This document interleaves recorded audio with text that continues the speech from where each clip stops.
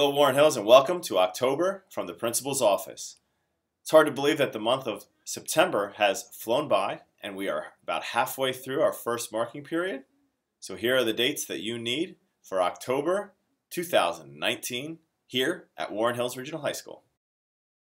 On the 3rd, we'll have our college fair for juniors and seniors. If you have not done so, please sign up in Genesis. October 7th through the 11th is our Peer Anti-Violence, Red Ribbon, and Respect Week. Stay tuned for details. October 7th is our deadline to sign up for the ASVAB test, and October 9th is the ASVAB testing. If you have questions, stop by our guidance office. On the 9th, we have our first financial aid night, 6 p.m. here at the high school. The 10th and 11th, we have our senior picture retake.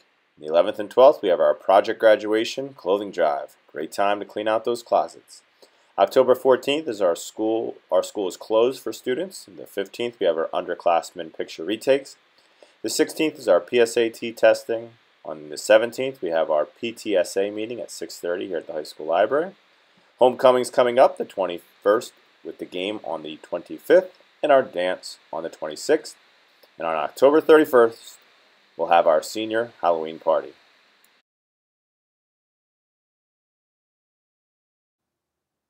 There's a lot going on here this month at our school. This month, I'd like to feature our Parent University, which was recently added to our webpage.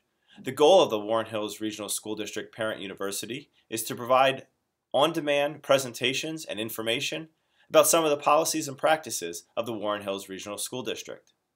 I firmly believe that if the school, parents, and students all work together, we can help support our student body and raise them to levels of success far beyond their expectations. So, this month I'd like to highlight a recently revised policy, our grading system, and this presentation can be found on our Parent University website. Welcome to the Warren Hills Parent University. In this video, we will talk about our grading system policy revisions. On September 24th, our Board of Education approved revisions to BOE policy number 2624. And this implementation will begin for this 1920 school year. The goal of the revisions is to better prepare students for life beyond Warren Hills, ensuring that students learn essential skills throughout the entire course and implement a common cumulative assessment to gauge the students' understanding of essential skills and standards in our programs. And it also prepares students for taking college cumulative assessments or cumulative assessments for their training programs. It's important to note that our GPA scale and our grading scale has not changed with the revisions to this policy. So our previous policy for a full year course, the average of each marking period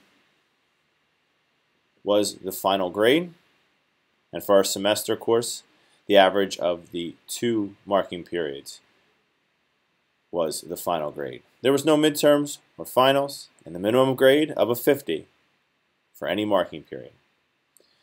In the new version, each marking period constitutes 22.5% of the grade with a common cumulative assessment counting for 10%. And in a semester course, each marking period is 45% of the grade with a common cumulative assessment of 10%.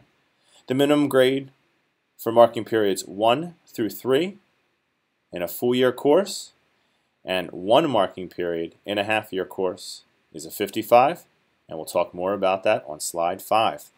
Here's a breakdown of the calculations. If you're like me and you're a math person, here they are. Genesis will be updated to perform these calculations as well. Some important notes for our grade minimum.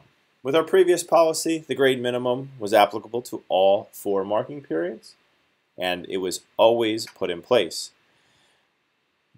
For the new policy, there is no grade minimum for the final marking period of any course or for the common cumulative assessment.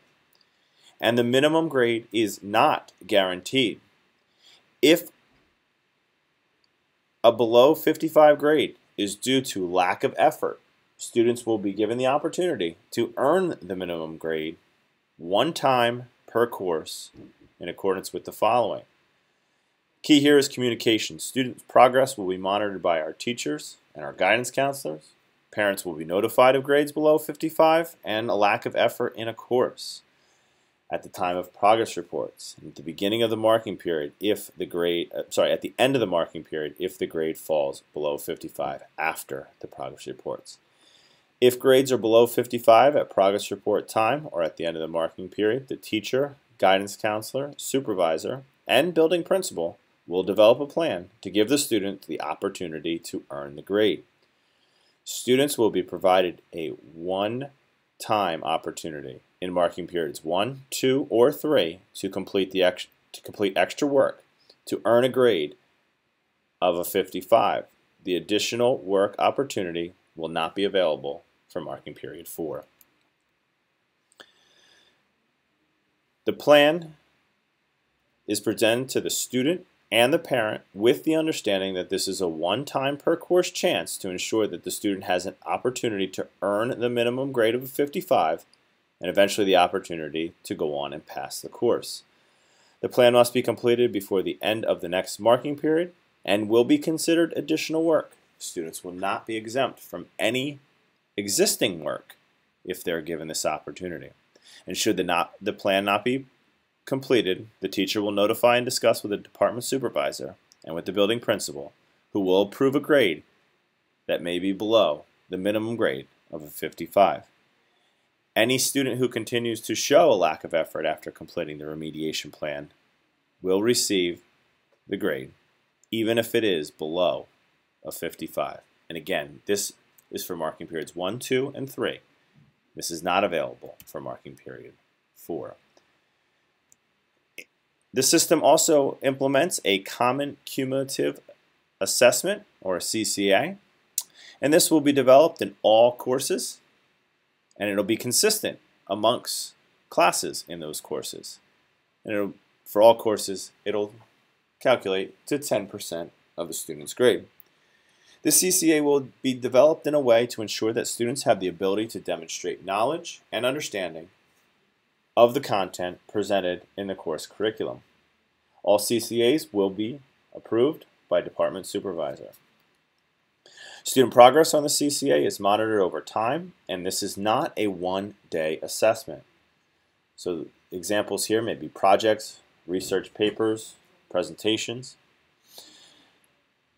Our goal here is to help prepare our students and give you information as parents to help you work with students outside of our building.